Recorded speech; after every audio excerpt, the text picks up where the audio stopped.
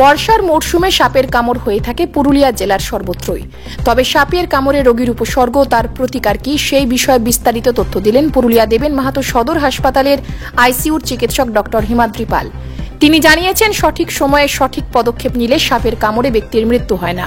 পুরুলিয়া দেবেন মাহাতো সদর হাসপাতালে তার বহু উদাহরণ রয়েছে। তবে অনেক ক্ষেত্রে দেখা গেছে, কোনো মানুষকে সাপে কামড়ালে সাপ খোঁজা, ঝাড়ফুঁক করানো, ওঝা ও গুণীর আশ্রয় নানা কারণে রোগীর মৃত্যু হয়।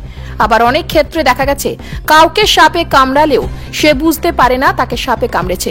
তবে কিছু উপসর্গ দেখা দিলে বোঝা যায় তাকে সাপে কামড়েছে। সেই দিকগুলি ব্যাখ্যা করলেন ডক্টর হিমাদ্রি পাল, এবং এই বিষয়গুলি প্রত্যেকটা মানুষের জেনে থাকা অত্যন্ত আবশ্যক। শুনুন ডাক্তারবাবু ঠিক কি বলেছেন। আমি ডাক্তার হিমাদ্রি পাল।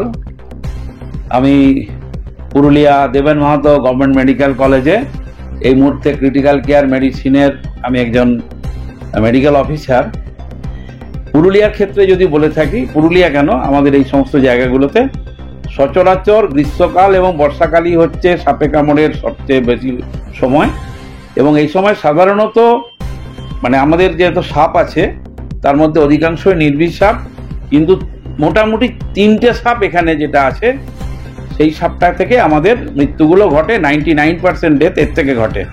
তার মধ্যে কি আছে, একটা হচ্ছে কোবরা বলি আমরা, তার দুটো ভাগ, একটা মনোক্লেড কোবরা বা পদ্মখরিস বলা হয়, আর একটা হচ্ছে যার পেছনে গরুর খুরের মতো চিহ্ন আছে, স্পেকটেকেল কোবরা বা খরিস এটাকে বলা হয়, সাদা রঙের সেটা হয়। তাহলে একটা গেল কোবরা, যেটা ফনা আছে, শুধুমাত্র এই সাপটারই ফনা আছে। এছাড়া চন্দ্রবোড়া সাপ এই মুহূর্তে পুরুলিয়ায় অতটা প্রকোপ আমরা নেই, কিন্তু চন্দ্রবোড়া সাপ একটা মৃত্যুর বড় কারণ। আরেকটা যেটা হচ্ছে খুব সাধারণ বলে আপাত দৃষ্টিতে মনে হয়, খুব সরু সাপ, কিন্তু সেটিকে বলা হয় এশিয়ার বিষাক্ততম সাপ এবং পৃথিবীর রহস্যজনক সাপ। সেটিকে বলা হয় কালোচিতি বা কালাচ নামে পরিচিত।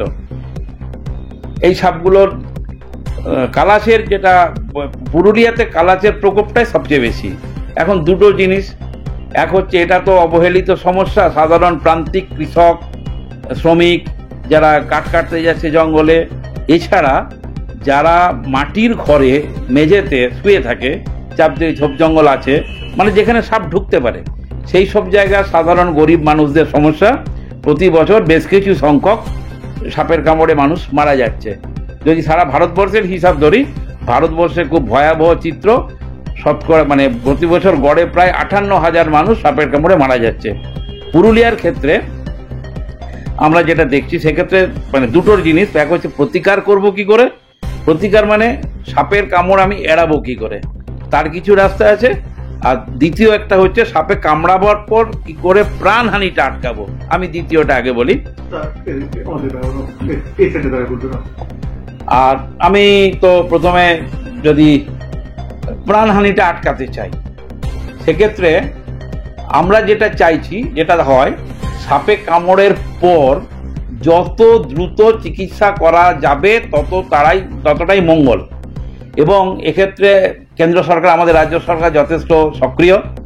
এখানে সাপে কামড়াবে গ্রামের মানুষকে, সুতরাং গ্রামের যে বেডেড ব্লক পিএইচসি আছে, যেখানে পেশেন্ট ভর্তি হয়, এবং সেখানে ডাক্তারবাবুদের ট্রেনিং দেয়া আছে অধিকাংশ জায়গাতেই, এবং সেখানে সাপে কামড়ের যে ওষুধগুলো লাগে, ওষুধ সাপে কামড়ের ভেনামটা, অ্যান্টি স্নেক ভেনাম বলি সেটা, আর তার সঙ্গে কিছু অ্যাসোসিয়েটেড ওষুধ, সেগুলো যেমন মজুদ থাকে, তেমনি এগুলো প্রয়োগ করার পদ্ধতিও ব্লকের চিকিৎসকদের এটা আছে। তাহলে কামড়ানোর যত তাড়াতাড়ি সম্ভব পেশেন্টটাকে কোনো একটা চিকিৎসার আওতায় নিয়ে আসতে হবে। বলে রাখা ভালো, কোনো বেসরকারি হাসপাতালে পশ্চিমবঙ্গে এই চিকিৎসাটা এখন পর্যন্ত নেই। এবার যেমন আমরা একটা কথা বলে থাকি, সেটা হচ্ছে রুল অফ 100। এটা বলে রাখা হয়, আমরা বলি যে যদি কোনো মানুষকে সাপে কামড়ায়, তাহলে কামড়ের 100 মিনিটের মধ্যে তার শরীরে যদি আমরা 100 মিলিলিটার অ্যান্টি স্নেক ভেনাম প্রবেশ করিয়ে দিতে পারি, তাহলে তার ক্ষেত্রে বেঁচে যাওয়ার সম্ভাবনা প্রায় 100%। সব ক্ষেত্রেই হয় না, কিন্তু অধিকাংশ ক্ষেত্রে হয়। তার 100 ml এভিএস 100 ml এভিএস স্যালাইনের সঙ্গে একটা মানুষের শরীরে পৌঁছাতে আমরা হাসপাতালে সময় নিই 30 মিনিট থেকে 1 ঘন্টা। আমি ধরলাম 1 ঘন্টা 60 মিনিট, তাহলে পেশেন্টটাকে যদি 40 মিনিটের মধ্যে আনা যেতে পারে, তাহলে পেশেন্টটা কিন্তু প্রায় 100% বেঁচে যাওয়ার সম্ভাবনা।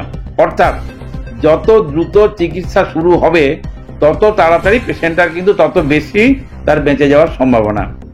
মুশকিলটা কথা হয় যে কারণে মৃত্যুগুলো ঘটে, এক হচ্ছে সর্পদংশনের পর থেকে হাসপাতালে চিকিৎসার আওতায় নিয়ে আসা পর্যন্ত অনেকগুলো কারণে দেরি হয়।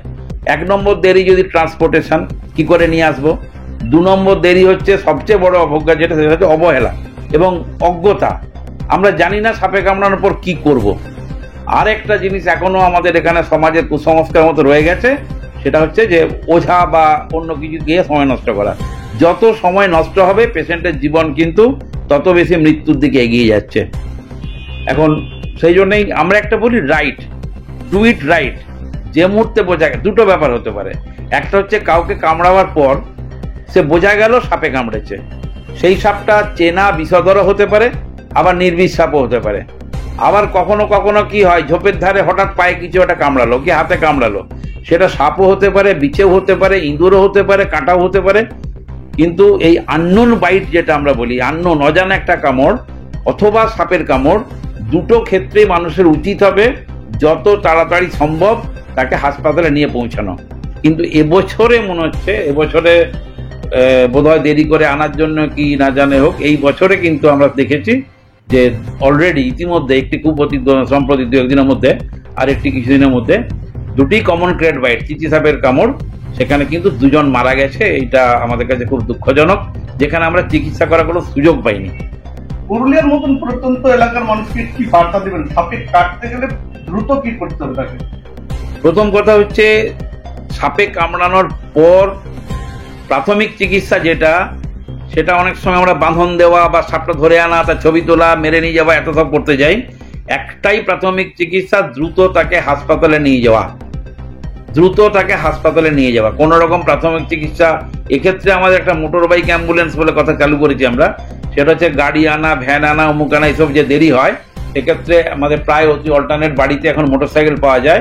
একটা মোটরসাইকেলে পেশেন্টকে চাপানোর নিয়ম, আমরা যেটা বলি, একজন চালাবে, পেশেন্টটি মাঝে বসবে, তার পেছনে একজন তাকে সাপোর্ট দিয়ে যাবে, তাকে নিয়ে দ্রুত নিকটবর্তী ব্লক প্রাথমিক স্বাস্থ্যকেন্দ্রে নিয়ে চলে যাবে। এটা যদি করতে পারে তাহলে কিন্তু পেশেন্টকে বাঁচানো যাবে। আর প্রতিকার, কামড় থেকে প্রতিকার যেটা আছে, প্রথমেই আমার মনে হয় যে আমাদের কাছে ব্লকগুলো হিসাব আছে, যে যে ব্লকে সাপে কামড়ানোর ঘটনাগুলো ঘটছে সেই সমস্ত জায়গার মানুষকে আগে সচেতন হবে। দরকার হলে মাস অ্যাওয়ারনেস প্রোগ্রাম, আমি অনেকটা জায়গায়, কয়েকটা জায়গায় গেছি, বেশ কয়েকটা যাইও, সেসব জায়গায় প্রথমে হচ্ছে এলাকার সাপগুলোকে চিনতে হবে, সাপের প্রকোপ কতটা আছে দেখতে হবে, কোথায় কোথায় নর্মাল হ্যাবিটেট, সেই সাপগুলো কোথায় কোথায় থাকে। ঘরের চারপাশে ঘুঁটে স্তূপ আছে, ঘরের চারপাশে কাঠের রেকর্ড আছে, একটা ঘর দুয়ার তৈরি হয়েছিল ভাঙা বাড়ি, তার কিছু ইট আছে, এসবের মধ্যে সাপ থাকে।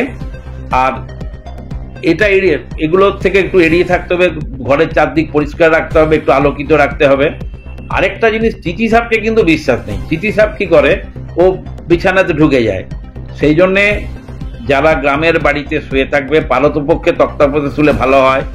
যার তক্তাপোষ নেই, মাটিতে শুলেও, সেই জন্য অবশ্যই রাত্রে শোবার সময় বিছানাটি ঝেড়ে একটি মশারি টাঙিয়ে শুয়ে থাকে, এবং বাইরে উঠতে গেলে সেই জন্য একটু টর্চ চালিয়ে। এগুলো করে দেখা গেছে যে এই সাপের কামড়গুলো আটকানো যেতে পারে। কামড় পরবর্তী যে পঙ্গুত্ব এখন যে পরিমাণে আছে, এটাকে 2030 সালের মধ্যে এর অর্ধেক করা, এটা হচ্ছে বিশ্ব স্বাস্থ্য সংস্থার লক্ষ্য। সেই লক্ষ্যে জাতীয় স্তরে হচ্ছে। তবে আমরা সবসময় চাইবো মৃত্যুটা যেন শূন্যতে না হয়, আমরা চেষ্টা করছি।